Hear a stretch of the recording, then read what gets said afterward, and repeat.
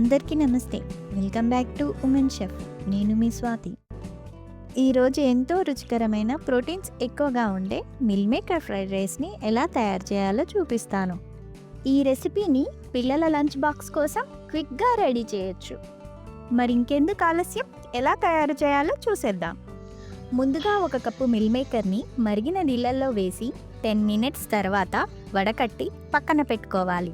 ఇప్పుడు ఒక ప్యాన్లో 2 టేబుల్ స్పూన్ ఆయిల్ వేసి ఆవాలు చిటపటలాడిన తర్వాత జీలకర్ర వేసుకోవాలి. తరువాత సన్నగా తరిగిన ఆనియన్స్, మిర్చి వేసి వేయించాలి. ఆనియన్, మిర్చి వేగిన తర్వాత సన్నగా తరిగిన వెల్లుల్లి, అల్లం ముక్కలు వేసి పచ్చి వాసన పోయే వరకు వేయించుకోవాలి. తర్వాత ఇందులో సన్నగా తరిగిన స్ప్రింగ్ ఆనియన్స్ వేసి ఫ్రై చేయాలి.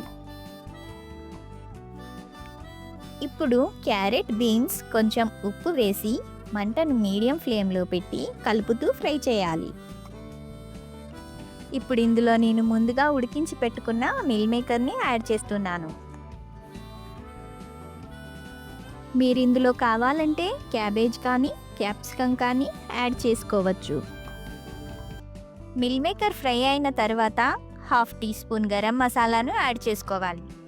తర్వాత 1 teaspoon soya sauce, 1 teaspoon vinegar, 1/2 teaspoon tomato సాస్ని యాడ్ చేసుకోవాలి. ఇప్పుడు ముందుగా ఉడికించి చల్లార్చి పక్కన పెట్టుకున్న అన్నంని యాడ్ చేస్తున్నాను. అన్నం అంతా వెజిటేబుల్స్తో కలిసేలా కలుపుకోవాలి.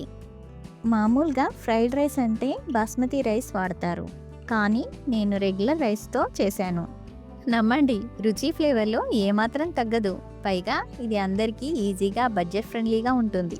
ఇలా చేస్తే రెస్టారెంట్ స్టైల్ ఫ్రైడ్ రైస్లా ఎంజాయ్ చేయొచ్చు. చివరగా కొంచెం కొత్తిమీర వేసి వేడివేడిగా సర్వ్ చేయండి. ఇలా చేస్తే tasty meal maker fried rice ready.